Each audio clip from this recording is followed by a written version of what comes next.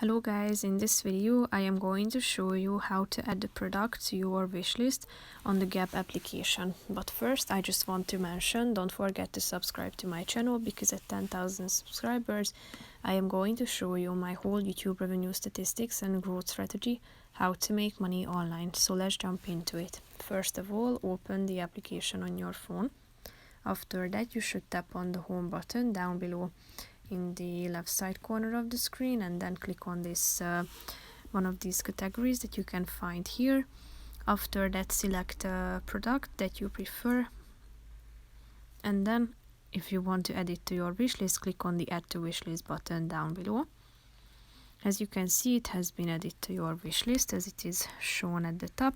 Click on the wishlist button down below, which is the fourth option, and all of the articles or products that you have added to this section will appear here.